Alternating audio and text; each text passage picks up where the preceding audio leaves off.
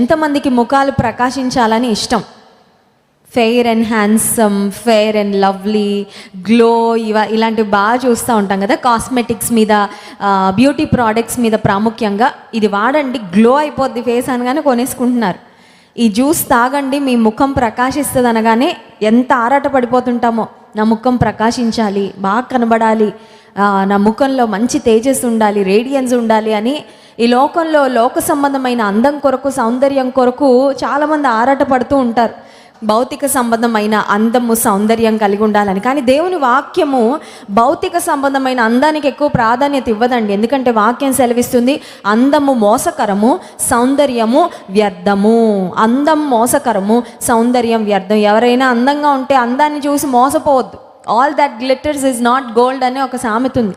మెరిసేవన్నీ బంగారం కాదంట. మెరిసేవన్నీ చాలాసార్లు లోక సంబంధమైన వ్యక్తులు భౌతికపరమైన అందానికి, సౌందర్యానికి, భౌతికపరమైన వస్తువులకు విలువిస్తాడు. కానీ దేవుని వాక్యంలో అంతరంగ సౌందర్యానికి ప్రాధాన్యత ఉంది. హల్లెలూయా. అంతరంగము, what is on the inside. ఈ ఉదయకాల సమయంలో నా అంశం ఏంటంటే జ్ఞానము. దేవుని వాక్యంలో జ్ఞానాన్ని గురించి చాలా మాటలు ఉన్నాయండి. జ్ఞానం, విజ్డమ్.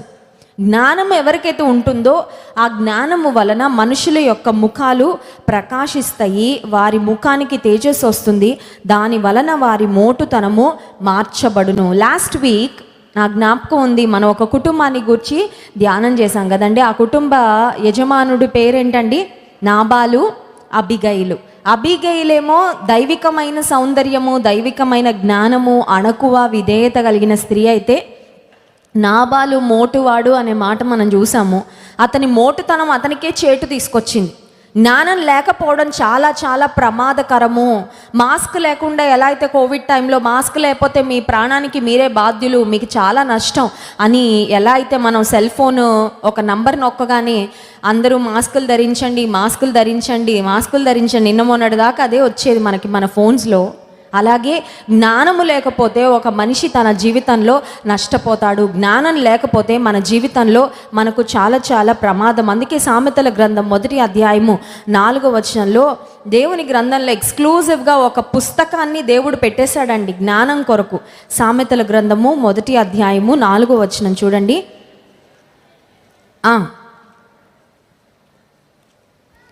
జ్ఞానము లేని వారికి బుద్ధి కలిగించుటకును, యవనులకు తెలివియు వివేచనయు పుట్టించుటకును తగిన సామెతలు అనే గ్రంథం బైబిల్లో ఎందుకు పెట్టాడు దేవుడు అని మనం ఆలోచిస్తే, జ్ఞానం సంపాదించుకోవడం కొరకు.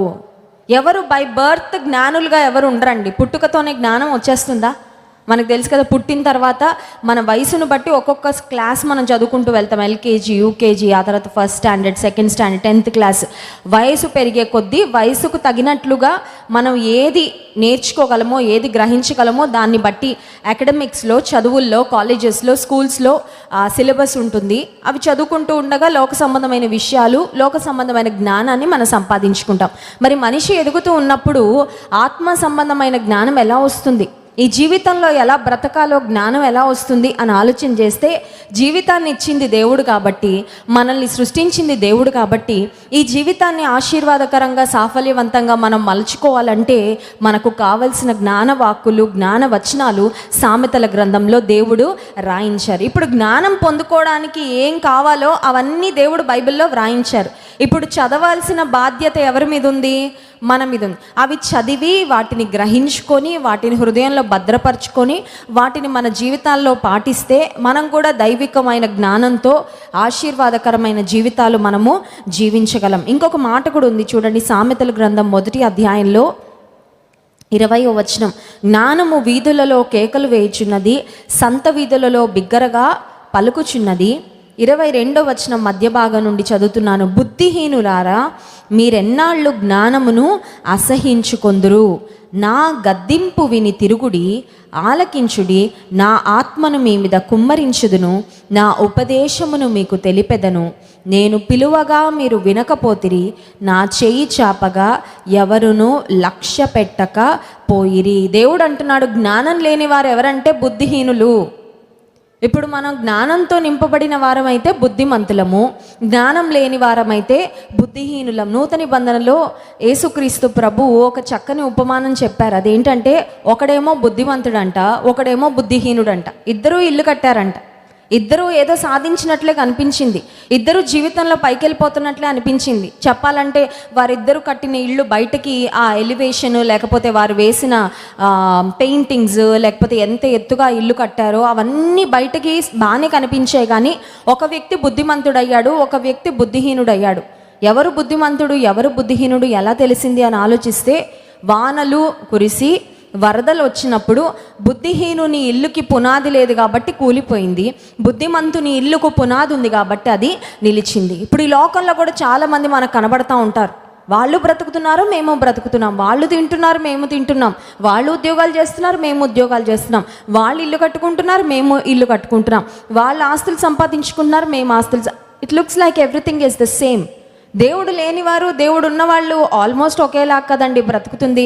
రెండు జీవితాలకు, ఆ పరిస్థితికి ఈ పరిస్థితికి ఏదైనా వ్యత్యాసం ఉందా, ఏదైనా స్పెషాలిటీ ఉందా అని ఆలోచిస్తే, దేవుడు లేని జీవితాలు పునాది లేని బిల్డింగ్స్ లాంటివి. వారికి బయటకంతా బాగానే ఉంది, పైకి చూడడానికి జీవితం బాగానే కట్టబడుతున్నట్లు, మంచిగా స్మూత్గా వెళ్ళిపోతున్నట్లు అనిపించవచ్చు. కానీ వారి జీవితంలో లోపల, వారి హృదయాలలో క్రీస్తు ప్రభు అనే పునాది లేకపోవడం వలన, రక్షణ అనుభవం లేకపోవడం వలన ఈ లోక జీవితం వరకు బాగానే జీవించినట్లు అనిపించిన, ఈ లోక ప్రయాణం ముగించుకున్న తర్వాత క్రీస్తు ప్రభు లేని వారు నిత్య నరకాగ్నికి వెళ్తారు, కానీ యేసయ్య ఉన్నవారు పరలోక రాజ్యానికి వెళ్తారు. సో బుద్ధిమంతులుగా ఉన్నవారు ఎవరంటే, ప్రభువును కలిగిన వారు బుద్ధిమంతులు, ప్రభువును స్వంత రక్షకునిగా అంగీకరించిన వారు బుద్ధిమంతులు, దైవికమైన జ్ఞానముతో నింపబడిన వారు బుద్ధిమంతులు, దివ్య జ్ఞాన గ్రంథమైన బైబిల్ను చదివిన వారు, పఠించేవారు, ఈ మాటలు మనసులో నెమరు వేసుకుంటూ జీవితంలో సమయము సందర్భం వచ్చినప్పుడు వాక్యం ఇలా చెప్తుంది కదా, నేను ఇలా జీవించాలి అని తమకు తాము దేవుని వాక్యాన్ని జ్ఞాపకం చేసుకుంటూ వాక్యానుసారంగా జీవించేవారు బుద్ధిమంతులు, జ్ఞానము కలిగిన వారు. సామెతల గ్రంథం 19వ అధ్యాయము 20వ వచనంలో కూడా ఒక మాట వ్రాయబడింది చూడండి. సామెతల గ్రంథం 19వ అధ్యాయము 20వ వచనం, నీవు ముందుకు జ్ఞాని వగుటకై ఆలోచన విని ఉపదేశము అంగీకరించుము. జ్ఞానం ఎలా సంపాదించుకోవాలి? How can we attain wisdom? How can we attain knowledge? జ్ఞానమును ఎలా సంపాదించుకోవాలి అంటే, ఉపదేశము అంగీకరించాలి, ఆలోచన వినాలి. ఎక్కువ వినాలంట. చాలాసార్లు మనకి ఎక్కువ మాట్లాడడం ఇష్టం, అవునా కదా? కొంతమంది ఉంటారండి, మన ఇంటికి వస్తే మనల్ని ఏం మాట్లాడనివ్వరు, మొత్తం వాళ్ళే మాట్లాడుతూ ఉంటారు. మనం ఫోన్ చేస్తే హలో అన్నది ఒక్కటే మనకి ఛాన్స్ ఇస్తారు, మిగతా మొత్తం వాళ్ళే కంటిన్యూ చేసుకుంటారు కాన్వర్జేషన్. ఆ తర్వాత ఓకే అండి అని పెట్టేస్తారు. అక్కడ ఎలా ఉంటుందంటే, మన చెవిలో గణగణ గణగణ గణగణ మోగించేసి ఆ తర్వాత అమ్మయ్య అన్నట్టు ఉంటుంది అన్నమాట పరిస్థితి. ఈ లోకంలో ఎక్కువ మందికి మాట్లాడడము ఇష్టం, కానీ వాక్యం చెప్తుంది వినుట వలన జ్ఞానం వస్తుంది, వినుట వలన విశ్వాసం కలుగు. ఎందుకు ఇన్ని మీటింగ్లు ప్రతిరోజు, ఎందుకు ఇన్ని లైవ్లు ప్రతిరోజు, దేవుని సన్నిధికి ఎందుకు రావాలి, ఎందుకు శుక్రవారం ప్రార్థనకు రావాలి, ఎందుకు ఆదివారం దేవుని మందిరంలో కనబడాలి, ఎందుకు విజ్ఞాపన ప్రార్థనకు రావాలి, ఎందుకు బైబిల్ స్టడీలో దేవుని వాక్యాన్ని నేర్చుకోవాలంటే, ఎంతగా వింటామో అంతగా జ్ఞానాన్ని సంపాదించుకుంటాం. హల్లెలూయా. ఇంగ్లీష్లో ఈ మాట చాలా చక్కగా వ్రాయబడిందండి. ఏమని ఉంటుందంటే, listen to advice and accept instruction. Listen to advice. Advice అంటే సలహాలు. చాలాసార్లు చాలామంది ఎవరిని సలహాలు అడగరండి, ఎవరిని అడగరు. నాకు ఏది తోచితే నేను అది చేసేస్తాను. I will just go by my own thoughts. నాకు ఎలాంటి ఆలోచన వస్తే దాని ప్రకారం వెళ్ళిపోతాను, నేను ఎవరిని సలహాలు అడగను అనుకుంటారు. కానీ దేవుని వాక్యం అలా చెప్పట్లేదండి.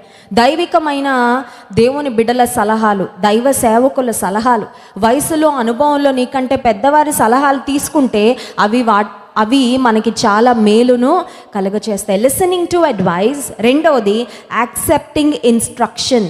ఇన్స్ట్రక్షన్ అంటే ఏంటంటే, ఇలాగే చేయాలి. కొత్త వస్తువు ఏదైనా కొనుక్కొని మనం ఇంటికి తీసుకొచ్చామనుకోండి, ఒక ఇన్స్ట్రక్షన్స్ బుక్లెట్ ఒకటి ఇస్తారు కదండి. ఒక కొత్త వాషింగ్ మెషిన్ కొనుక్కొని ఇంటికి వచ్చాము, ఇన్స్ట్రక్షన్స్ అని ఉంటాయి. ఆ ఇన్స్ట్రక్షన్స్లో ఏ స్విచ్ ఎలా ఆన్ చేయాలి, లేకపోతే ఆన్ చేసిన తర్వాత ఏ బటన్ నొక్కాలి, లేకపోతే ఆ నాబ్ ఎలా తిప్పాలి, ఆ తర్వాత క్లోజ్ చేసిన తర్వాత మళ్ళీ ఓపెన్ చేయకుండా ఎలా ఉండాలి, మధ్యలో ఆపేస్తే ఏమవుతుంది, ఆ తర్వాత ఎక్కడ ముట్టుకోవాలి ఎక్కడ ముట్టుకోకూడదు, ఇవన్నీ ఇన్స్ట్రక్షన్స్ అందులో ఇస్తారు. మంచి వాషింగ్ మెషిన్ కొనుక్కొని ఇంటికి తీసుకొచ్చి ఆ ఇన్స్ట్రక్షన్స్ బుక్లెట్ నాకెందుకండి, నాకు ఏది ఎలా ఆపరేట్ చేయాలో తెలుసు అని కనుక మనం ఇన్స్ట్రక్షన్స్ బుక్ పక్కన పడేస్తే ఆ వాషింగ్ మెషిన్ అతి త్వరలో పాడైపోద్ది. ఎందుకంటే మనకి దాన్ని వాడడము తెలియకపోతే. చాలామందికి ఇన్స్ట్రక్షన్స్ ఫాలో అవ్వడం ఇష్టం ఉండదు. ఒక మాటలో చెప్పాలంటే దేవుని గ్రంథం God's word is full of instructions. చాలా ఇన్స్ట్రక్షన్స్ ఉన్నాయి. ఇన్స్ట్రక్షన్స్ అంటే ఇది చేయండి, ఇది చేయకూడదు, ఇలా ఉండండి, ఇలా ఉండకూడదు, ఇలా మాట్లాడండి, ఇలా మాట్లాడకూడదు, ఇలా చూడండి, ఇలా చూడకూడదు, ఇలా వెళ్ళండి, ఇలా వెళ్ళొద్దు, అన్ని విషయాలలో ఇన్స్ట్రక్షన్స్ ఉన్నాయి. ఇన్స్ట్రక్షన్స్ తీసుకుంటే, ఇన్స్ట్రక్షన్స్ను అంగీకరిస్తే జ్ఞానవంతులం అవుతామంట.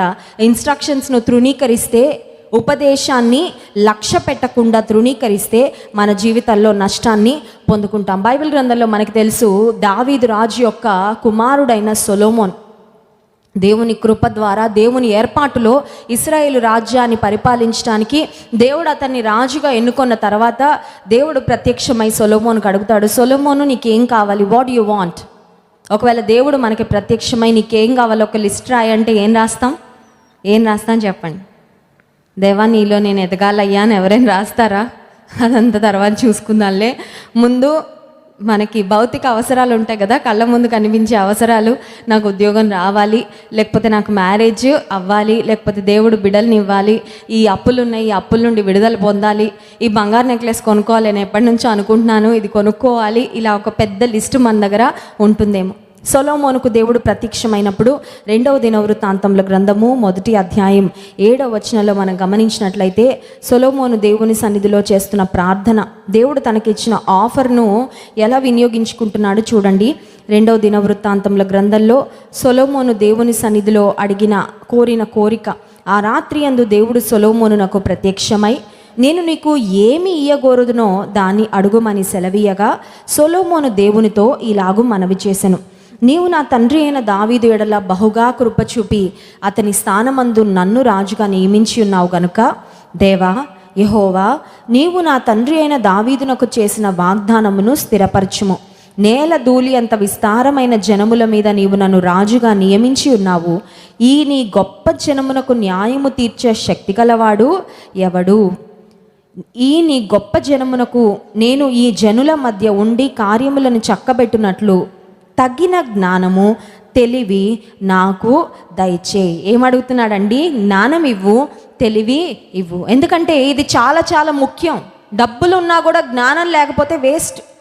ఒకవేళ జీవితంలో బలం ఉన్నా కూడా జ్ఞానం లేకపోతే వేస్ట్. సంసోనుకి ఏమైందండి? దేవుడు చాలా బలం ఇచ్చాడు. దేవుడు god gave him lot of might, కండబలం చాలా ఉంది. జ్ఞానం లేకుండా పోయింది. దేవునికి ఇష్టమైన పని చేశాడు, ఆశీర్వాదానికి బదులు శాపాన్ని కొని తెచ్చుకున్నాడు. చాలామంది ఈ లోక సంబంధమైన వ్యక్తులు నాకు ధనం ఉంటే చాలు, ధనం ఉంటే అన్నీ ఉన్నట్లే అని కోరుకుంటారు. కానీ ధనం ఉన్నంత మాత్రాన నీ జీవితంలో నీకు కావాల్సిన శాంతి, సమాధానము, నెమ్మది ఖచ్చితంగా రాదు. ఇన్ఫ్యాక్ట్ దేవుడు లేకుండా ధనము వచ్చినా ఆ ధనం వల్ల నష్టమే తప్ప ఆ ధనం వల్ల క్షేమం మాత్రం ఉండదు. సొలొమోను ధనాన్ని కోరుకోలేదు, లేకపోతే శత్రువుల మీద జయాన్ని కోరుకోలేదు. సొలొమోను అడుగుతున్నాడు, దేవా నాకు జ్ఞానం ఇవ్వు. దేవుడు చెప్పిన మాట చూడండి, 11వ వచనం. అందుకు దేవుడు సొలొమోనుతో ఇలాగు సెలవిచ్చెను, నీవు ఈ ప్రకారము యోచించుకొని ఐశ్వర్యమునైనను, సొమ్మునైనను, ఘనతైనను, నీ శత్రువుల ప్రాణమునైనను, దీర్ఘాయువునైనను అడుగక, నేను నిన్ను వారి మీద రాజుగా నియమించిన నా జనులకు న్యాయము తీర్చుటకు తగిన జ్ఞానమును, తెలివిని అడిగి ఉన్నావు. కాబట్టి జ్ఞానమును తెలివియు నీకు ఇయ్యబడును. నీకన్నా ముందుగా ఉన్న రాజులకైనను నీ తర్వాత వచ్చు రాజులకైనను కలుగని ఐశ్వర్యము, సొమ్ము, ఘనత నీకిచ్చేదనని చెప్పెను. సొలొమోను ప్రార్థనతో దేవుడు చాలా ఇంప్రెస్ అయిపోయాడండి. ఇప్పుడు నా ప్రశ్న ఏంటంటే, ఉపవాస ప్రార్థనకు వచ్చాము, మన హృదయాల్లో ఏదో ప్రార్థనలు ఉన్నాయి. We have come to ask God for something.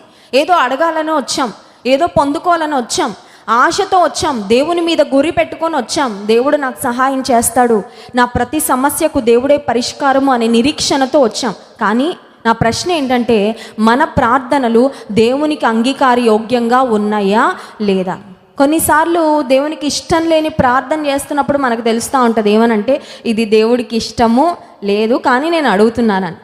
దొంగతనానికి వెళ్ళేటప్పుడు ఇవాళ బాగా దొంగతనం చేయాలయ్యా అని ప్రార్థన చేసుకుంటే అది దేవునికి ఇష్టమైన ప్రార్థన అవుతుందా? సినిమా హాల్కి వెళ్తున్నప్పుడు అయ్యా నన్ను ఎవరూ చూడకుండా చూడయ్యా కొంచెం కాపాడు అని ప్రార్థన చేస్తే అది దేవునికి ఇష్టమైన ప్రార్థన అవుతుందా? పలానా అమ్మాయిని నేను కలవడానికి పలానా పార్క్కి వెళ్తున్నాను, మా అమ్మ నాన్నకి తెలియకుండా, ఎవరికి తెలియకుండా, ఈ రహస్యమైన కార్యకలాపాలు స్నేహాలు ఎవరికి తెలియకుండా బట్టబయలు కాకుండా నన్ను కాపాడు ప్రభువా అని ప్రార్థన చేస్తే దేవుడు అంగీకరిస్తాడా, వింటాడా? పలానా వారిని మోసం చేయాలనుకుంటున్నాను ప్రభువా, కొంచెం బాగా వారు మోసగించబడి నాకు బాగా మేలు కలగాలి, సహాయం చేయి అంటే దేవుడు వింటాడా ప్రార్థన?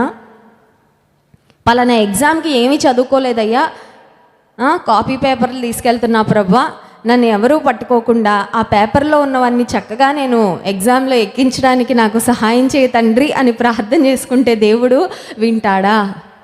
ఇలాంటి ప్రార్థనలు ఖచ్చితంగా దేవుడు వినడు. Sometimes we know that we are praying prayers that are not acceptable to God, but yet we pray. దేవునికి ఇష్టం లేని ప్రార్థన అని తెలిసినా ప్రార్థన చేస్తుంటారు కొంతమంది. దేవునికి అంగీకారం కాదు అవి అని చాలా స్పష్టంగా తెలుస్తుంది, అయినా కూడా బ్రతిమలాడతారు. ఒక చిన్న పిల్లవాడు తల్లి దగ్గరకు వచ్చి అమ్మ నాకు కత్తి ఇవ్వు అని అడిగితే ఇస్తారండి? తల్లిదండ్రులు ఇస్తారా? ఒకవేళ నా కుమార్తె నా దగ్గరకు వచ్చి మమ్మీ నేను వెజిటబుల్స్ కట్ చేస్తాను నాకు నైఫ్ ఇవ్వంటే నేను ఇస్తానండి? ఏడ్చి గీబెట్టినా నేను ఇవ్వను, ఎందుకంటే నాకు తెలుసు ఒకవేళ ఆ కత్తి తనకి కోసుకుంటే చాలా చాలా ప్రమాదం. ఈ మధ్యకాలంలో అమెరికా దేశంలో షూటింగ్ జరిగింది, చాలా చాలా భయంకరమైన విషయం. టెక్సస్ అనే రాష్ట్రంలో ఒక అబ్బాయి ఎందుకో చిన్నప్పటి నుంచి ఏ స్కూల్కి వెళ్ళినా ఏ స్కూల్లో జాయిన్ అయినా స్నేహితుల ద్వారా ఏదో ఒక రకమైన ఇబ్బంది పొందుకునేవాడంట. He was not accepted. Maybe bullies తనని ఇబ్బంది పెట్టేవాళ్ళేమో. కొంతమంది ఉంటారు కదండి స్కూల్లో, ఎవరు బలహీనులుగా ఉంటారో వాళ్ళని ఏడిపిస్తూ ఉంటారు. ఈ అబ్బాయి అలా కొన్ని బ్యాడ్ ఎక్స్పీరియన్సెస్ పొందుకున్నాడు. 18 సంవత్సరాల వయసు ఎప్పుడు వస్తుందా అని ఎదురు చూశాడంట. ఎందుకంటే 18 సంవత్సరాలు వస్తే గన్ను కొనుక్కోవడానికి లైసెన్స్ వచ్చినట్టు అనమాట అమెరికాలో. సరే 18 ఇయర్స్ వచ్చాయి, రాగానే వెళ్ళి ఒక గన్ను కొనుక్కున్నాడు. గన్ను కొనుక్కున్న నెక్స్ట్ మినిటే టెక్సస్లో ఒక స్కూల్ ఉంటే ఆ స్కూల్లోకి వెళ్ళిపోయి ఒక క్లాస్ రూమ్లోకి ప్రవేశించి 13 మంది పిల్లలను ఒక టీచర్ను అక్కడికక్కడ కాల్చి చంపేశాడండి. 14 నిండు ప్రాణాలు ఒక అబ్బాయి చేతిలో ఉన్న గన్ను ద్వారా. ఆ తల్లిదండ్రులు తట్టుకోలేకపోతున్నారు. మా పిల్లలు ఏ పాపం చేశారు వాడి చేతిలో చనిపోవడానికి? వాడికి పశ్చాత్తాపం వచ్చిందో లేదో తెలియదు కానీ తల్లిదండ్రులు చాలా చాలా వేదన చెందుతున్నారు. నిండు జీవితాలు ఎన్ని కలలు కని ఉంటారో వాళ్ళ పిల్లల కొరకు.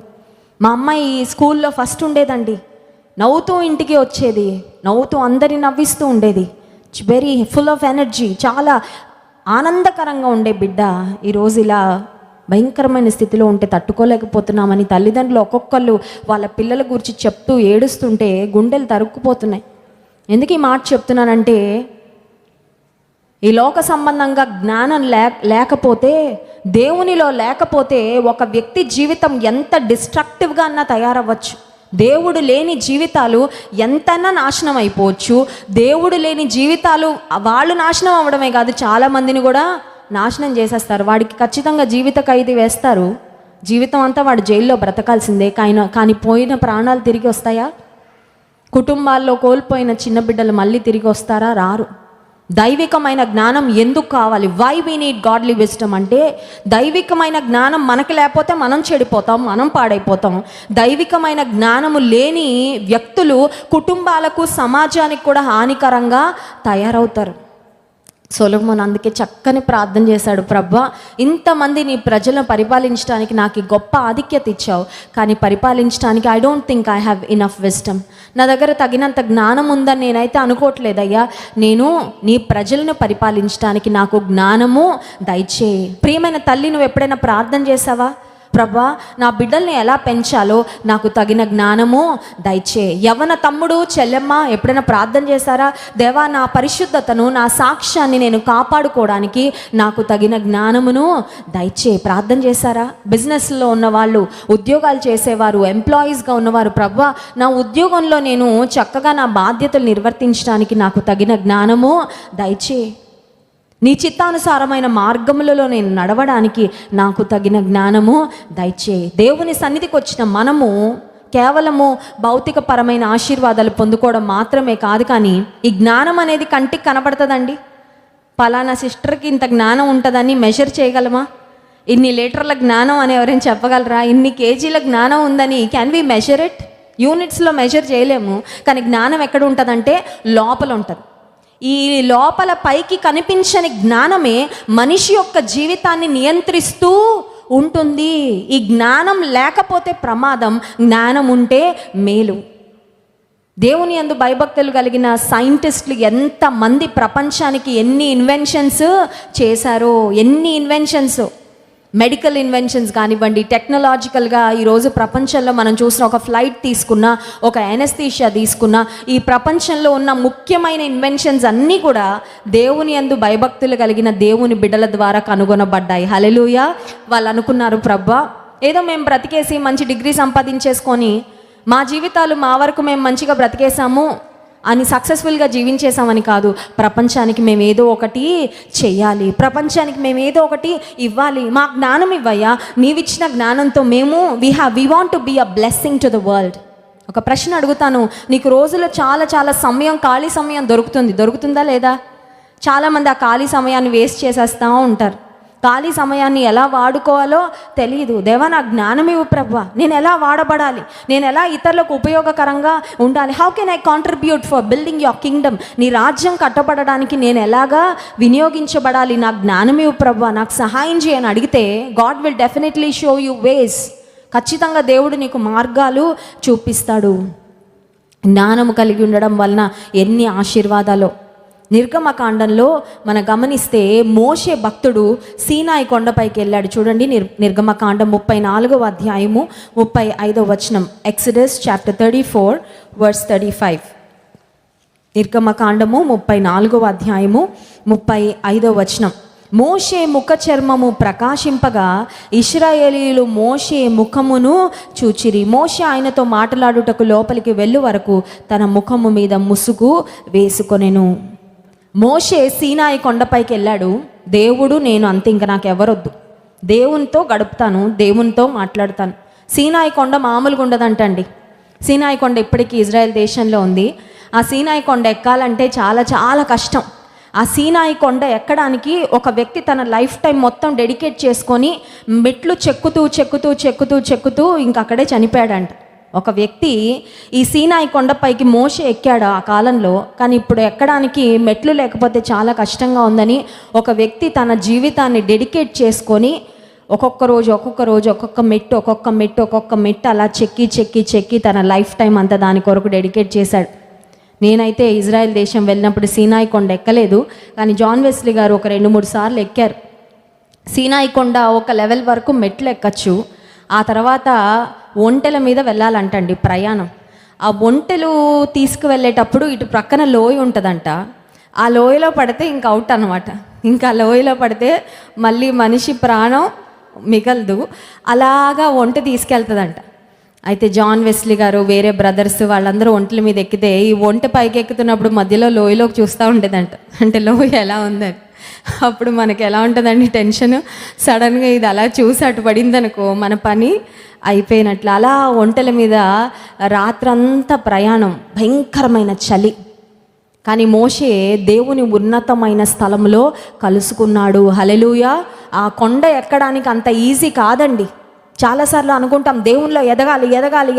ఎస్, నువ్వు ఎదగాలంటే కూడా నువ్వు అధిగమించాల్సిన పరిస్థితులు, సమస్యలు చాలా ఉంటాయి. It's not going to be easy.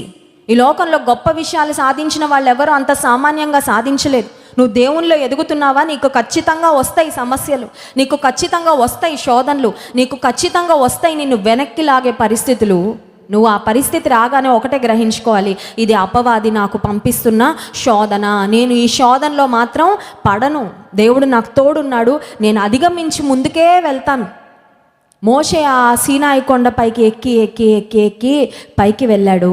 దేవునితో మాట్లాడిన శ్రేష్టమైన అనుభవము అది పొందుకొని వస్తుంటే మోషే ముఖ చర్మము, ఒక ప్రశ్న అడుగుతాను, మోషే సీనాయి కొండపైన ఎక్కి దిగిన తర్వాత చర్మం అంతా ఆ చలికి, చూడండి చలికాలంలో మన చర్మం ఏమైపోద్దంటే డ్రై అయిపోద్ది. కొన్నిసార్లు ఇట్లా పగుళ్ళు వచ్చేస్తాయండి. మాయిశ్చరైజర్స్ రాసుకోకపోతే చర్మం అంతా పగిలిపోద్ది, పెదాలన్నీ పగిలిపోయి రక్తాలు వచ్చేస్తాయి, అవునా కాదా? స్కిన్ డ్రై అయిపోద్ది. సీనాయి కొండపైకి వెళ్ళి మోషే డిన్నరో లేకపోతే లంచ్ చేయడానికి వెళ్ళలా. అక్కడ పైన ఆయనకి వండి పెట్టే వాళ్ళు ఎవరు లేరు. ఒక మాటలో చెప్పాలంటే ఉపవాసమే. నీళ్ళు లేకపోతే ఆహారము, ఆయనకు కావాల్సిన డ్రై ఫ్రూట్సో లేకపోతే చికెన్లు మటన్లు ఏమీ లేవు సీనాయి కొండ మీద. ఒంటరిగా వెళ్ళాడు. కష్టతరమైన ప్రయాణము, ఆహారం లేదు, కానీ దేవునితో సహవాసం మాత్రం చేశాడు. హల్లెలూయా. ఆత్మ సంబంధంగా నువ్వు దేవునితో సహవాసం చేయాలంటే కొన్నిసార్లు ఈ లోక సంబంధంగా కొన్ని కంఫర్ట్స్ నువ్వు వదిలిపెట్టేయాలి.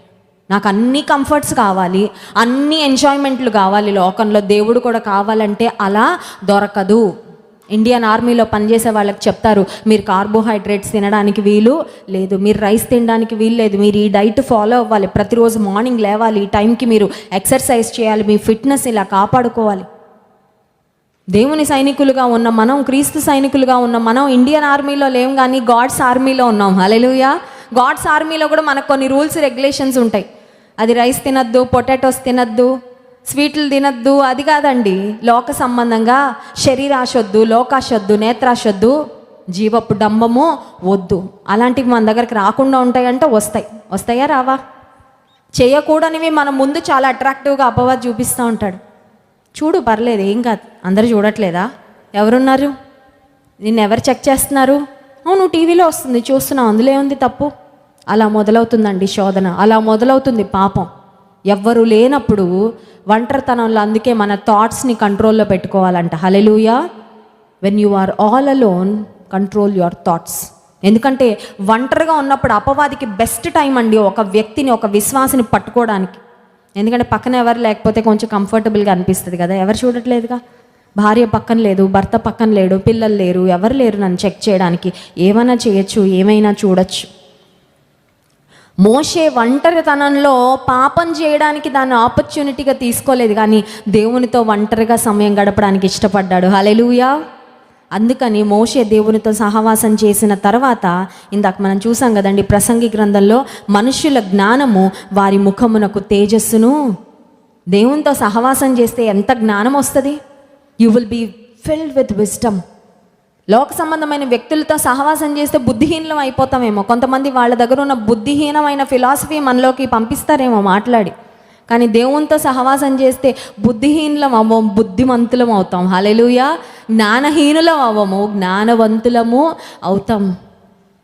మోషే దేవునితో సహవాసం చేసిన తర్వాత ఆయన ముఖ చర్మము ప్రకాశించింది. ఇంకొక వచనం చూపించి ముగిస్తాను. యాకోబు పత్రిక 3వ అధ్యాయము 13వ వచనంలో కూడా జ్ఞానాన్ని గుర్చిన అనేకమైన ప్రాముఖ్యమైన మాటలు అక్కడ వ్రాయబడ్డాయి. చూడండి, James chapter 3 verse 13.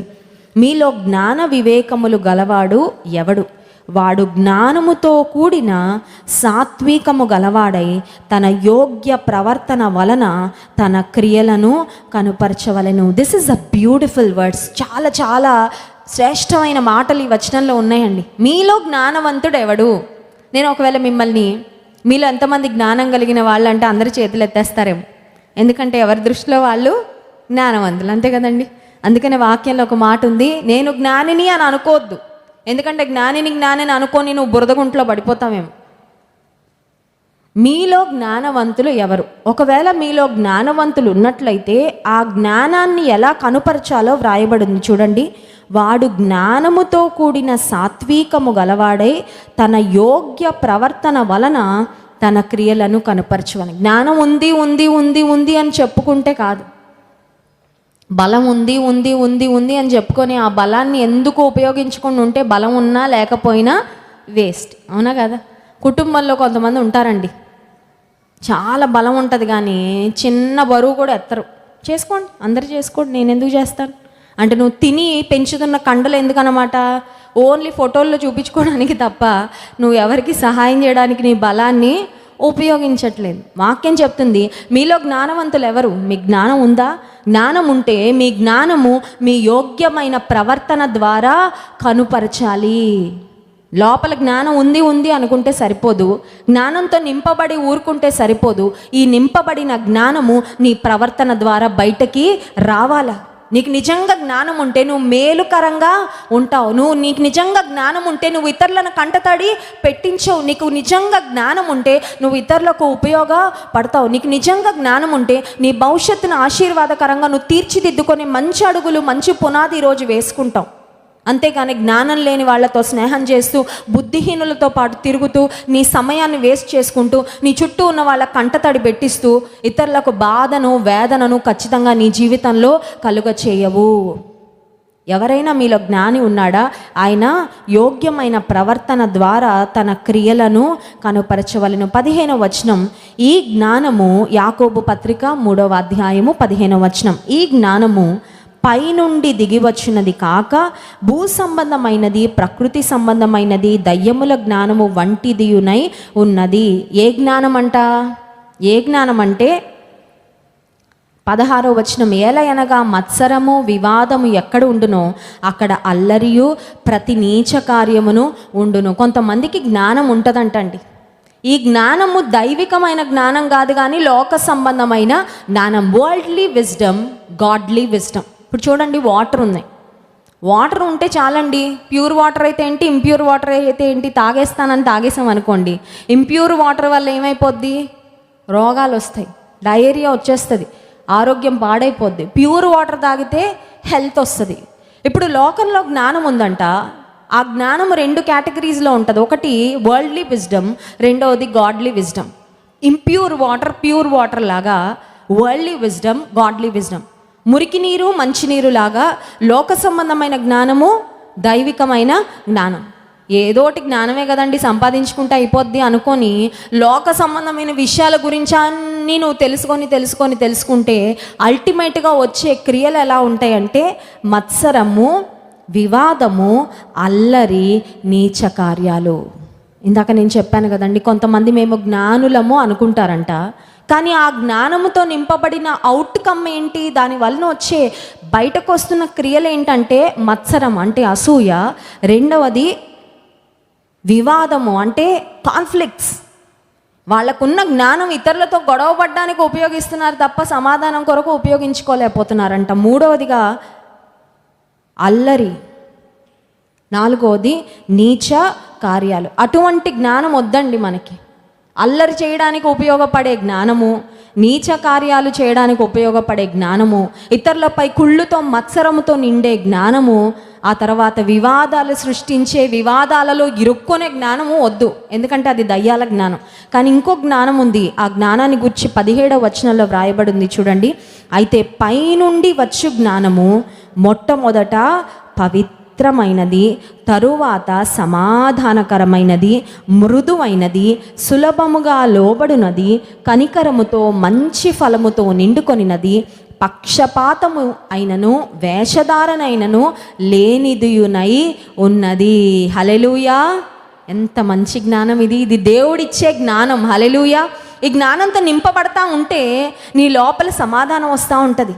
You will not feel that raging war inside you. నీ లోపల ఎవరితోనో గొడవ పడిపోవాలి, ఏదో అల్లరి చేసేయాలి, ఇబ్బందికరమైన వాతావరణంలోకి వెళ్ళాలి, వాతావరణాన్ని సృష్టించాలనే ఫీలింగ్స్ నీకు రావంట. దేవుని జ్ఞానంతో నింపబడితే సమాధానంగా ఉంటాం. దేవుని జ్ఞానంతో నింపబడితే చాలా మృదువుగా, జెంటిల్నెస్, ర్యాష్గా ఉండే వాళ్ళు చాలామంది ఉంటారు ప్రపంచంలో, అవునా కదా? ర్యాష్ బిహేవియర్, మృదువైన స్వభావము దేవుడిచ్చే స్వభావం. హల్లెలూయా! ఇవాళ ర్యాష్ బిహేవియర్ ఉందా?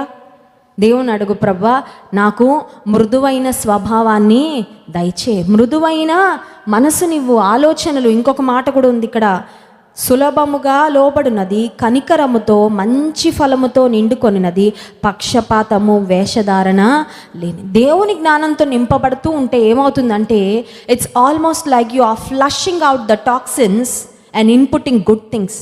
దేవుని జ్ఞానము, దేవుని వాక్యం వింటూ ఉండగా, దేవునితో సహవాసం చేస్తూ ఉండగా, దేవుని వాక్యాన్ని చదువుతూ ఉండగా ఎలా ఉంటుందంటే నీ బాడీలో డీటాక్సిఫికేషన్ అని ఒక మాట ఎక్కువ వాడుతున్నారండి ఈ రోజుల్లో. డీటాక్సిఫికేషన్ అంటే ఏంటంటే దేహానికి ఉపయోగపడని విష పదార్థాలన్నిటినీ దేహంలోండి బయటకు పంపించేయాలంట. డాక్టర్స్ ఒక మాట చెప్తున్నారు, ఏమనంటే వారంలో కనీసం ఒక రోజు ఉపవాసం ఉంటే డీటాక్సిఫై అవుతుందంట బాడీ.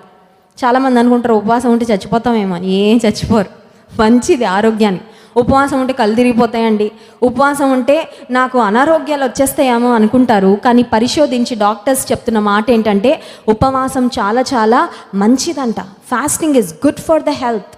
ఫాస్టింగ్ బాడీకి ఎలా మంచిదో ఫాస్టింగ్ ఆత్మకి కూడా చాలా మంచిది. ఎందుకంటే ఉపవాసం ఉన్నప్పుడు, ఉపవాస ప్రార్థనలో ఉన్నప్పుడు తిండిని గురించి ఆలోచన ఉండదు. ఇప్పుడు ఏం తినాలి, మళ్ళీ వండుకోవడానికి టైము అంటే స్త్రీలకి తప్పదు అనుకోండి, వండడం అందరి కొరకు వండాలి.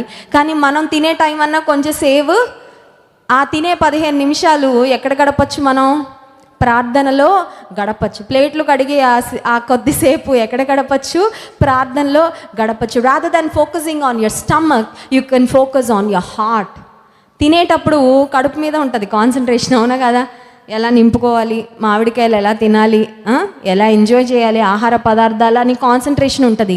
కానీ ఉపవాసం ఉన్నప్పుడు భోజనం మీద నుండి కాకుండా దేవుని పైకి మన ధ్యాస, మన ధ్యానము మళ్ళుతుంది.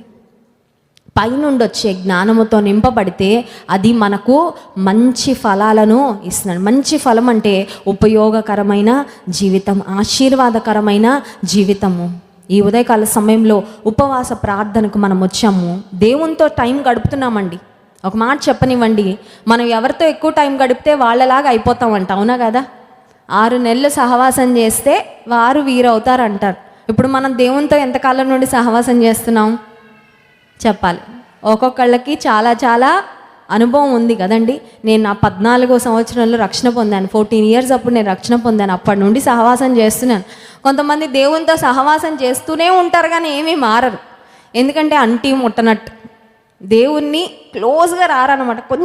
కొంచెం అలా ఉంటే చాలులే, కొంచెం విందాము, కొంచెం ఇంకా మన ఇష్టం అన్నట్లుగా బ్రతుకుతుంటారు.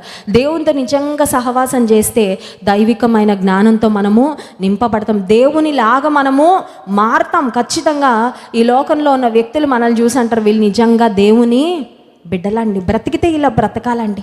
అబ్బా వీళ్ళు వస్తే ఎంత సమాధానంగా ఉంటుందో, వీళ్ళు మాట్లాడుతుంటే ఎంత నెమ్మదిగా అనిపిస్తుందో, వీళ్ళ ముఖాల్లో ఎంత ప్రశాంతత ఉంటుందో, అబ్బా వీళ్ళతో ఏదైనా ఒకటి చెప్తే నా కొరకు ప్రార్థన చేస్తారు, వీళ్ళలో ఎంత దేవుని ప్రేమ కనపడుతుందో. దేవుని జ్ఞానంతో నింపబడినప్పుడు మంచి ఫలములు మనము ఫలిస్తాము. అట్టి దైవికమైన జ్ఞానంతో మనందరం నింపబడదుము గాక. ఆమేన్. కళ్ళు మూసుకోండి, ప్రార్థన చేసుకుందాం. పరిశుద్ధుడా మహోన్నతుడా నీకు స్తోత్రాలు. మీ వాక్యం ద్వారా ఉదయకాల సమయంలో మాతో మాట్లాడినందుకు వందనాలయ్యా. దయ్యముల జ్ఞానము, దైవికమైన జ్ఞానము, 2 విషయాలు మీరు మా జ్ఞాపకం చేశారు. నీ జ్ఞానముతో ఇక్కడున్న నీ బిడలమైన మేమందరము నింపబడడానికి మాకు సహాయం చేయి ప్రభు. మమ్మల్ని మేము ఖాళీ చేసుకుంటున్నామయ్యా. ఈ లోక సంబంధమైన జ్ఞానము మాకు హాని కలుగజేస్తుంది, కానీ దైవికమైన జ్ఞానము మాకు క్షేమాన్ని ఇస్తుంది, మాకు ఆశీర్వాదం ఇస్తుంది. మేము ఎక్కడ ఉంటే అక్కడ ఆశీర్వాదకరంగా ఉండునట్లుగా మమ్మల్ని తీర్చిదిద్దుతుంది. కనుక నీతో సహవాసం చేస్తున్న మేము మీ రూపంలో, మీ పోలికలోకి దినదినము మార్చబడడానికి సహాయం చేయండి. మిమ్మల్ని ఆరాధించి స్తుతించబోతుండగా ఆరాధన ఆత్మతో నింపుమని యేసు నామమున ప్రార్థిస్తున్నాం తండ్రి. ఆమేన్.